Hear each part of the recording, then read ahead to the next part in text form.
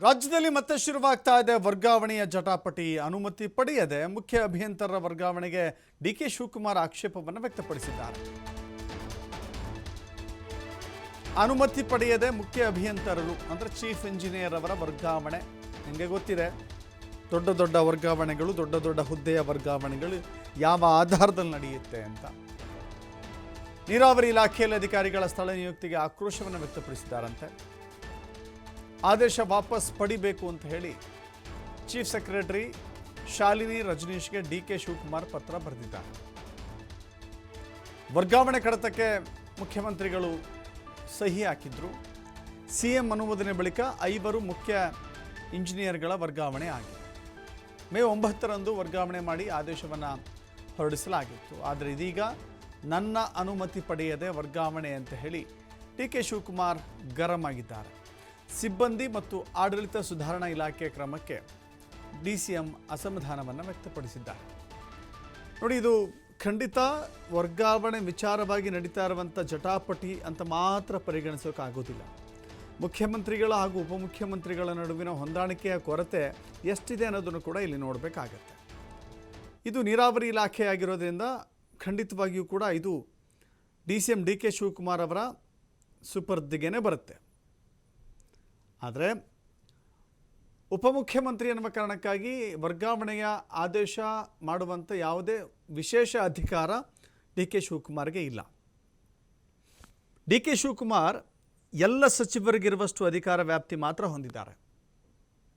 ಒಂದು ವೇಳೆ ಸಾಮಾನ್ಯ ವರ್ಗಾವಣೆಯನ್ನು ಹೊರತುಪಡಿಸಿ ಯಾವುದೇ ವರ್ಗಾವಣೆ ಆಗಬೇಕು ಅಂತ ಹೇಳಿದ್ರೆ ಅದು CM ಸಿದ್ದರಾಮಯ್ಯ ಮಾತ್ರ ಮಾಡಲಿಕ್ಕೆ ಸಾಧ್ಯ, ಮುಖ್ಯಮಂತ್ರಿಗಳು ಮಾತ್ರ ಮಾಡಲಿಕ್ಕೆ ಸಾಧ್ಯ. ಅದಕ್ಕೆ ವರ್ಷಕ್ಕೊಮ್ಮೆ ಸಾಮಾನ್ಯ ವರ್ಗಾವಣೆ, ಜನರಲ್ ಟ್ರಾನ್ಸ್ಫರ್ ಅಂತ ಇರುತ್ತೆ. ಆ ಸಂದರ್ಭದಲ್ಲಿ ಸಚಿವರು ವರ್ಗಾವಣೆ ಮಾಡಲಿಕ್ಕೆ ಅವಕಾಶ ಇರುತ್ತೆ. ಇದೀಗ ಮುಖ್ಯಮಂತ್ರಿಗಳು ಮಾಡಿದ್ದಾರೆ ಎನ್ನುವ ಕಾರಣಕ್ಕಾಗಿ ಈ ರೀತಿ ಜಟಾಪಟಿ ಶುರುವಾಗಿದೆ ಅಂದರೆ ಇದು ಯಾವ ಹಂತಕ್ಕೆ ತಲುಪುತ್ತೋ ಗೊತ್ತಿಲ್ಲ. ಹೇಳಿ ಕೇಳಿ ಮುಖ್ಯ ಅಭಿಯಂತರರು, ಚೀಫ್ ಇಂಜಿನಿಯರ್ಸ್ ಗೊತ್ತಿದೆ ಅದರ ವ್ಯಾಲ್ಯೂ ಏನು, ಅದರ ಡಿಮ್ಯಾಂಡ್ ಏನು, ಅದರ ತೂಕ ಎಷ್ಟು. ನಾನು ಇನ್ ಟರ್ಮ್ಸ್ ಆಫ್ ಮನಿನೋ ಇನ್ ಟರ್ಮ್ಸ್ ಆಫ್ ಅಧಿಕಾರನೋ ಹೇಳ್ತಾ ಇಲ್ಲ. ಆದರೆ ಅದರ ವ್ಯಾಲ್ಯೂ ಏನು ಅಂತ ಹೇಳಿ, ಅದರ ಬೆಲೆ ಏನು ಅಂತ ಹೇಳಿ ಗೊತ್ತಿದೆ. ಬಟ್ ಇಲ್ಲಿ ಯಾವ ವಿಚಾರಕ್ಕೆ ಜಟಾಪಟಿನೋ ಗೊತ್ತಿಲ್ಲ. ಮತ್ತಷ್ಟು ಮಾಹಿತಿ ನಮ್ಮ ಪ್ರತಿನಿಧಿ LN ಸ್ವಾಮಿ ಕೊಡ್ತಾರೆ. ಸ್ವಾಮಿ, ಗಮನಿಸ್ತಾ ಇದ್ದೀವಿ, ಇದು ಕೇವಲ ವರ್ಗಾವಣೆಯ ಜಟಾಪಟಿ ಅಂತ ಅಂದುಕೊಳ್ಬೇಕಾ ಅಥವಾ ಮುಖ್ಯಮಂತ್ರಿ ಹಾಗೂ ಉಪಮುಖ್ಯಮಂತ್ರಿ ನಡುವಿನ ಸಾಮರಸ್ಯದ ಕೊರತೆ ಅಂತ ಅಂದುಕೊಳ್ಬೇಕಾ ಅಂತ? ದಶರಥ್, ಮತ್ತೆ ರಾಜ್ಯ ಸರ್ಕಾರದ ಅಂದ್ರೆ ವರ್ಗಾವಣೆ ವಿಚಾರಕ್ಕೆ ಸಂಬಂಧಪಟ್ಟಂತೆ ಒಂದಿಷ್ಟು ಆಕ್ಷೇಪಗಳು ಹೊರಬರ್ತಾ ಇರೋದು.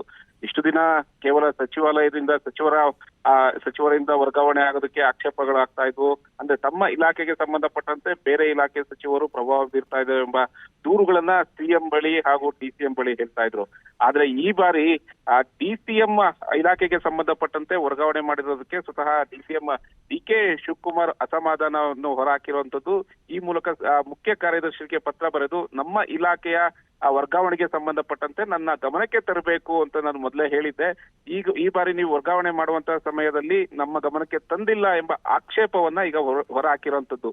ಪ್ರಮುಖವಾಗಿ ಆ ಇಲಾಖೆಯಿಂದ ಜಲಸಂಪನ್ಮೂಲ ಅಂದ್ರೆ ಲೋಕೋಪಯೋಗಿ ಇಲಾಖೆಯಿಂದ ಜಲಸಂಪನ್ಮೂಲ ಇಲಾಖೆಗೆ 5 ಅಧಿಕಾರಿಗಳನ್ನ ನಿಯುಕ್ತಿಗೊಳಿಸಿ ವರ್ಗಾವಣೆ ಮಾಡಿರುವಂತದ್ದು. ಈ ವರ್ಗಾವಣೆ ಮಾಡಿರುವಂತ ವಿಚಾರಕ್ಕೆ ಈಗ DCM ಡಿಕೆ ಶಿವಕುಮಾರ್ ಆಕ್ರೋಶವನ್ನ ಹೊರಹಾಕಿರುವಂತದ್ದು. ಅಂದ್ರೆ ನಾನು ಮೊದಲೇ ಹೇಳಿದೆ, ಈ ಹಿಂದೆ ಕೂಡ ನಾನು ನನ್ನ ಇಲಾಖೆಗೆ ಸಂಬಂಧಪಟ್ಟಂತೆ ಯಾವುದಾದ್ರೂ ವರ್ಗಾವಣೆಗೆ ಆಗಲಿ, ವರ್ಗಾವಣೆ ಸೇರಿದಂತೆ ಹಲವು ವಿಚಾರಗಳಿಗೆ ನನ್ನ ಗಮನಕ್ಕೆ ತರದೆ ಯಾವುದನ್ನು ಮಾಡಬೇಡಿ ಎಂಬ ಪತ್ರವನ್ನು ಬರೆದಿದ್ದೆ. ಆ ಪತ್ರ ಬರೆದಿದ್ರು ಕೂಡ ಮತ್ತೆ ನೀವು ವರ್ಗಾವಣೆ ಮಾಡಿದ್ದೀರಾ ಎಂಬ ವಿಚಾರವನ್ನು ಇಟ್ಕೊಂಡು ಪತ್ರ ಬರೆದಿರೋದು. ಪ್ರಮುಖವಾಗಿ ಈಗಾಗಲೇ ಸಾಮಾನ್ಯ ವರ್ಗಾವಣೆಗೆ ಜೂನ್ 15ವರೆಗೂ ಸರ್ಕಾರ ಅವಕಾಶ ಕೊಟ್ಟಿದೆ. ಈ ಅವಕಾಶದಲ್ಲಿ ವರ್ಗಾವಣೆಗಳಿಗೆ ಸಾಕಷ್ಟು ಒಂದು ಅವಕಾಶ ಕೊಟ್ಟಿರೋದ್ರಿಂದ ಈಗ ವರ್ಗಾವಣೆ ಸಮಯದಲ್ಲಿ ಮತ್ತೆ ಜಟಾಪಟಿ ಶುರುವಾಗಿರುವಂತದ್ದು. ಅಂದ್ರೆ ಲೋಕೋಪಯೋಗಿ ಇಲಾಖೆಯಿಂದ ತನ್ನ ಇಲಾಖೆಗೆ, ಜಲಸಂಪನ್ಮೂಲ ಇಲಾಖೆಗೆ ವರ್ಗಾವಣೆ ಮಾಡಬೇಕಾದ್ರೆ ಯಾರ ಅನುಮತಿ ಪಡಿಬೇಕು, ನನ್ನ ಅನುಮತಿ ಪಡಿಬೇಕಿತ್ತು ಅನ್ನೋದು ಈಗ DCM ಡಿಕೆ ಶಿವಕುಮಾರ್ ವಾದ. ಅಂದ್ರೆ ಈ ಕಡತಕ್ಕೆ ಅಂದ್ರೆ ವರ್ಗಾವಣೆ ಕಡತಕ್ಕೆ ಸಂಬಂಧಪಟ್ಟಂತೆ CM ಬಳಿ ಹೋಗಿತ್ತು. ಸಿಎಂ ಸಿದ್ದರಾಮಯ್ಯನವರು ಕೂಡ ಸೈನ್ ಹಾಕಿದ್ರು. ಆ ಸಹಿಯ ಬಳಿಕ ವರ್ಗಾವಣೆ ಆಗಿರುವಂತದ್ದು.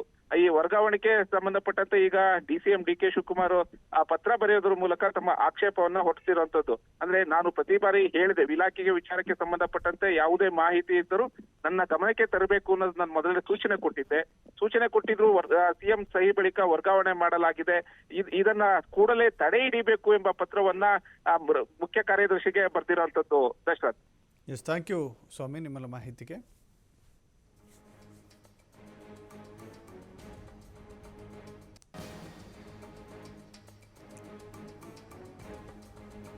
ಮುಖ್ಯಮಂತ್ರಿಗಳು ಆದೇಶದ ನಂತರದಲ್ಲಿ DK ಶಿವಕುಮಾರ್ ಅವರ ಟಿಪ್ಪಣಿಯನ್ನು ಗಮನಿಸ್ತಾ ಇದ್ದೀವಿ ನಾವು.